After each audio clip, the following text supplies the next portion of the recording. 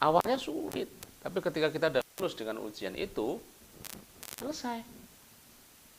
Nah, kemudian terjadi lagi. Dua kalinya, ketiga kalinya, keempat kalinya, kelima kalinya.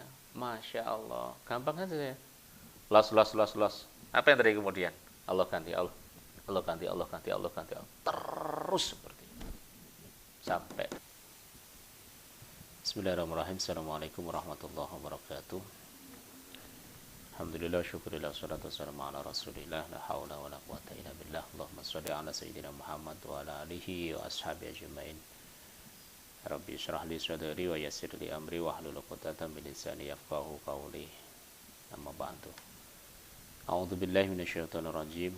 Wa lanabluwannakum bisyai'in minal khawfi wal ju'i wa naqsin minal amwali wal anfusi wath thamarat wa basyirish sabirin. Shadaqallahul azim. Surat Al-Baqarah ayat 155. Yang pasti akan menguji kamu dengan sedikit ketakutan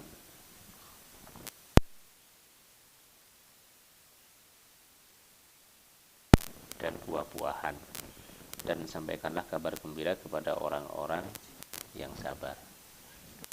Yang disampaikan oleh Mas Ansori tentang niat tadi, kita sudah betul-betul melakukan hal yang tepat dengan niat yang tentunya tepat juga, maka jangan dikira selesai. Kehidupan tidak akan selesai selama kita masih hidup, selama kita belum mati. Jadi kita bahas tentang niat.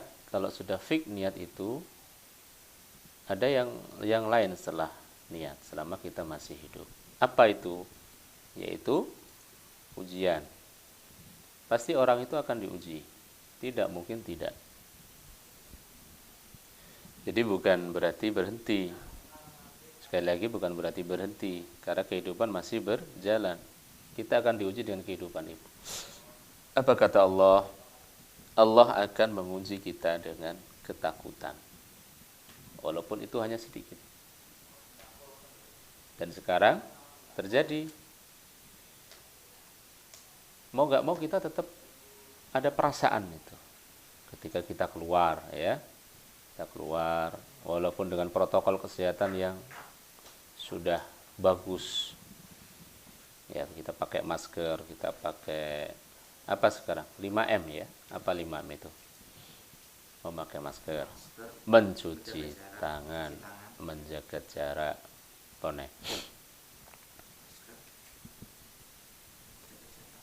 ning omah wae. Jangan kemana-mana. Ya, satu apa lagi ya? Satu ya. Menghindari kerumunan. Ya, tetap suatu saat kita punya hajat untuk keluar. Karena itu satu fitrah. Ada perasaan kemudian takut. Karena ini ada bagian dari ujian. Ketika kemudian kita paham tentang makna kehidupan yang sebenarnya, bahwasanya selalu manusia itu selama masih hidup ya pasti akan diuji. Ya sudah, selesai, ketakutan itu akan dilawan. Dengan apa? Tawakal kepada Allah. Pasti itu akan takut, ya. Ada hal-hal yang memang membuat kita takut. Saya waktu istri hamil yang kelima, karena yang keempat kan keguguran.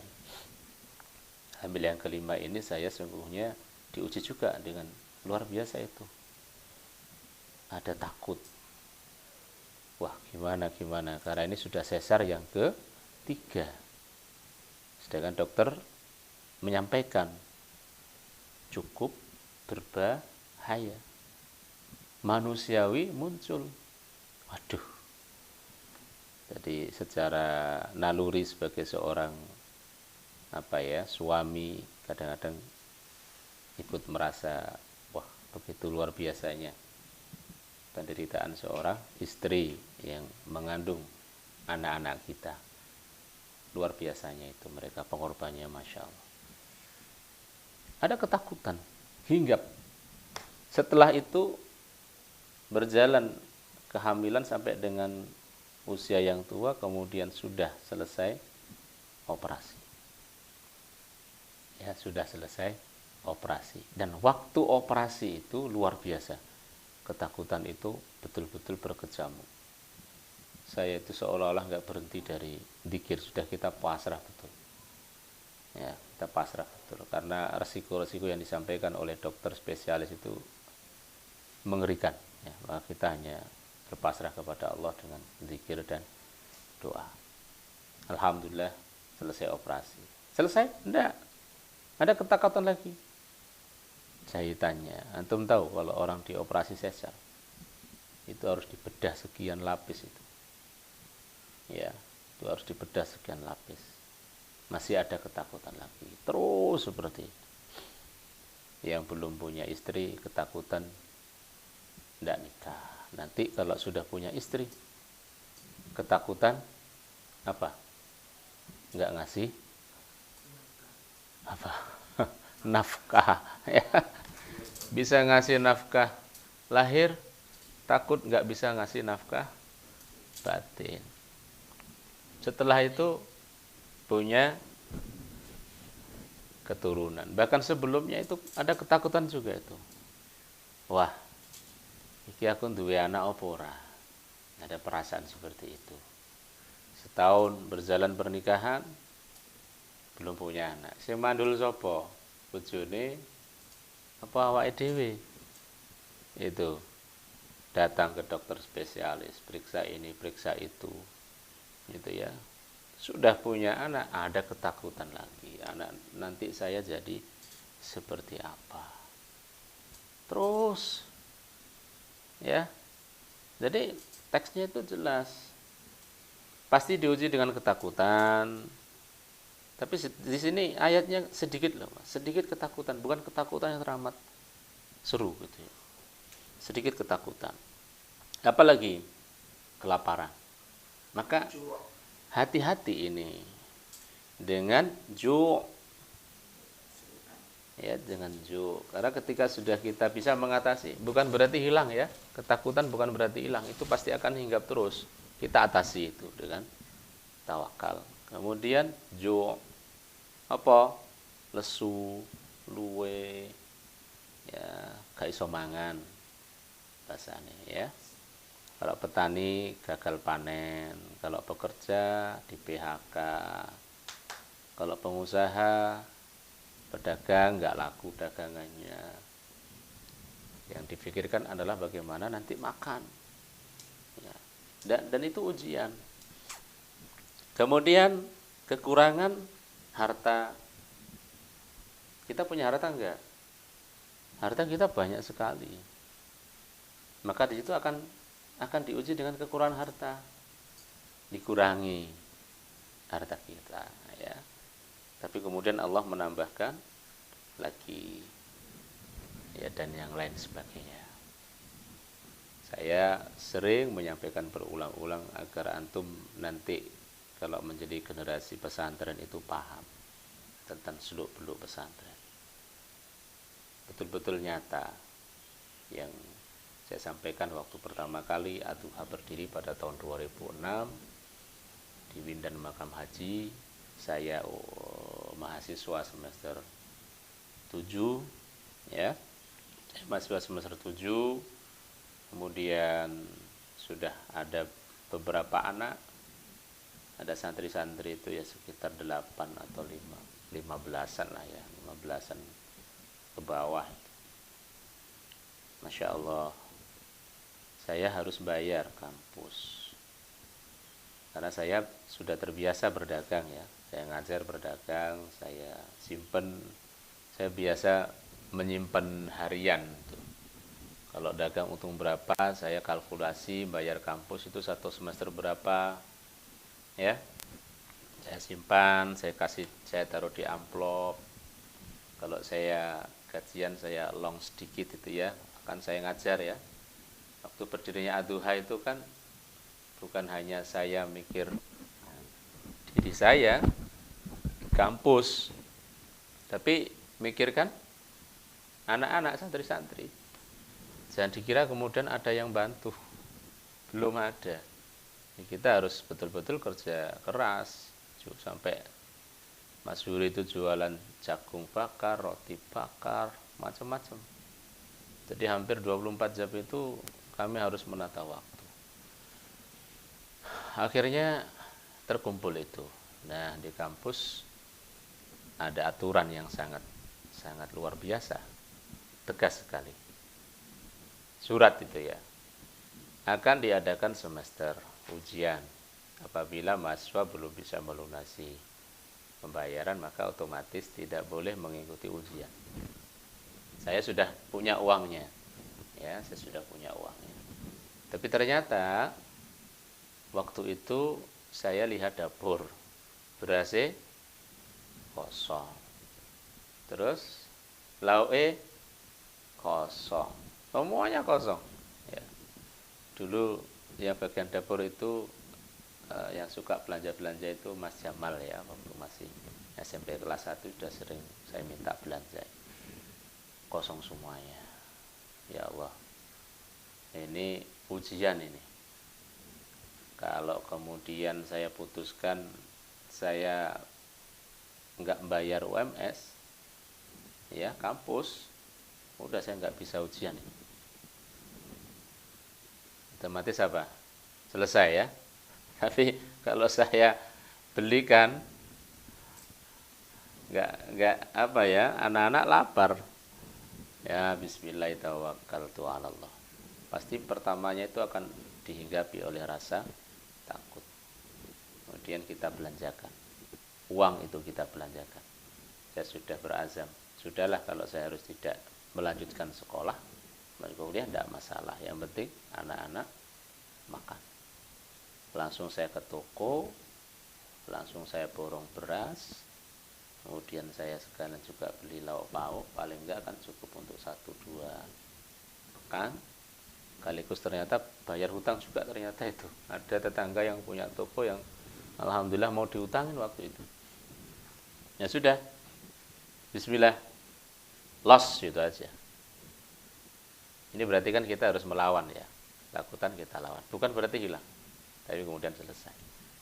Nah, anak-anak semua rahimakumullah, antum yang suka membantu pesantren, antum yang suka di dunia pesantren, yang mengasuh, yang mengajar, apapun itu, di situ ada judulnya sosial, di situ judulnya adalah barang siapa yang uri-uri dakwahnya Allah, Allah yang akan mencukupimu.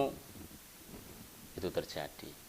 Maka pertama kali pesantren ada, saya diuji dengan ketakutan itu, dan ternyata Masya Allah, H-1 sebelum deadline-nya selesai, saya mendapatkan ganti.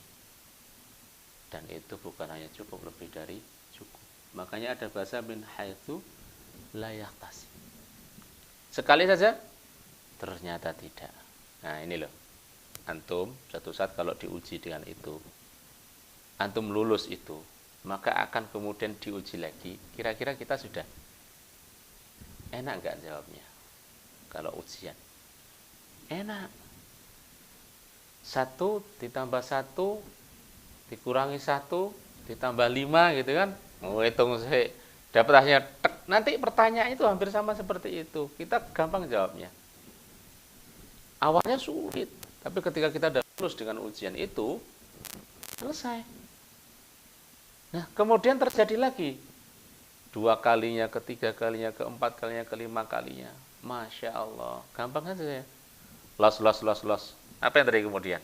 Allah ganti, Allah ganti, Allah ganti, Allah ganti, Allah. Terus seperti itu sampai detik. Tapi kalau kita diuji sekali nggak lulus, berarti kita nggak naik kelas. Ujian yang akan kita dapat pasti akan digitnya lebih rendah. Gitu aja. Itu ya. Maka jangan dikira orang-orang yang terlihat kokoh, terlihat slow, enak, itu mereka nggak ada ujian, pasti diuji itu. Ya bedanya kalau kita diuji kemudian kita bisa melalui ujian itu, bukan berarti ujian selesai, akan diuji lagi. Tapi konteksnya sama dengan digit yang berbeda, lebih tinggi. Dan kita enak saja, sudahlah selesai. Orang itu ya manusia selama itu ya pasti diuji. Dan ingat, ketika kita memberi, pasti akan menerima. Min haitsu la yahtasib itu ada, dan itu hukum. Ya, hukumnya Allah seperti itu. Jangan ragu-ragulah antum yang di pesantren itu. Dengan santri jangan ragu. Kasih sayang dengan adik-adikmu itu jangan separuh-separuh, setengah-setengah, los itu. Ya, kita jadi apa adanya itu enak. Tidak perlu kita kaya, tapi kita punya kekayaan. Siapa? Santri. Saya bukan kaya, tapi saya kaya banget. Karena saya punya antum semua. Ya. Untuk yang lain, urusan Allah yang akan mengatur. Yang pertama itu. Jadi kalau antum diuji, lulus, bukan berarti selesai. Diuji lagi tapi naik kelas. Itu ya. Yang pertama itu, antum harus paham. Ini memang hidup, ya ini adalah dunia. Dan hidup ujiannya ya kayak gitu terus. Keweden, masalah diuji masalah harta, masalah lapar, masalah yang lain, yes, itu aja. Bahkan di sini disebutkan diuji dengan apa? Jiwa. Jadi jiwa kita juga harus ada ujian ya. Nanti kekuatannya kalau jiwa ya banyak sekali, kita harus ngasih makan jiwa itu. Jadi jangan hanya olahraganya olahraga fisik saja, jasmani saja. Kelihatannya sit pack, wetenge roti sobek itu ya, keker, gotot, kuat, tapi jiwanya rapuh. Kenapa? Jiwanya nggak pernah diajak olahraga. Jadi jiwa itu harus olahraga, ya. Dan juga tentunya ada asupan gizi. Ya makanya kita tilawah setiap hari, kita ngaji tiap hari, kita dzikir pagi, petang, kita biasakan dzikir daripada kita nggak ngapa-ngapain ya. Rugi kalau umat Islam, kita sebagai orang Islam itu nggak ngapa-ngapain. Ya sudah, basahi bibir kita, maka itu sama dengan ngasih makan jiwa kita dengan dzikir-dzikir. Itu yang bisa saya sampaikan. Garis besarnya adalah tidak selesai orang dengan innamal a'malu binniyat. Tidak selesai dengan itu. Ya, tidak selesai kita niat kita perbaiki kemudian kita bisa jalan, tidak selesai. Kenapa? Karena kita masih hidup. Hidup itu ujian. Pasti kita akan diuji. Maka ujian jangan lari, kerjakan hal itu. Ya, lalui ujian itu. Kita harus bisa kuat. Ya, kita harus, kalau orang sekolah belajar, orang ujuk-ujuk terus diuji, iso. Nah, bagaimana kita belajar? Ya sudah, kita thalabul ilm. Kita menuntut ilmu. Kita belajar, ya, terus belajar tentang apa? Kecintaan kita kepada Allah terus, ya, supaya kita lebih cinta, ya. Kita lebih paham tentang agama kita lebih paham tentang Nabi kita, sunnah-sunnahnya. Nah, itu akan sangat berpengaruh ketika kita diuji. Ini adalah realisasi dalam kehidupan. Ya, yang kedua, kalau kita sudah paham hidup ini ujian, ya tentunya kita harus siap dengan itu. Maka kemudian yang terjadi adalah apa, Mas? Naik kelas. Kita akan diuji yang lebih besar lagi. Maka yang kecil-kecil itu akan ringan. Maka jangan heran banyak orang yang diuji dengan sangat sedikit remeh-remeh dia sudah jatuh. Sedangkan banyak sebagian di antara orang diuji dengan yang besar-besar dia masih kokoh. Ini tergantung bagaimana kita memberikan makanan untuk ruhani kita, untuk jiwa. Ya. Saya sering menyampaikan, ayo mikir itu juga salah satu metode saya untuk membuat antum itu berpikir.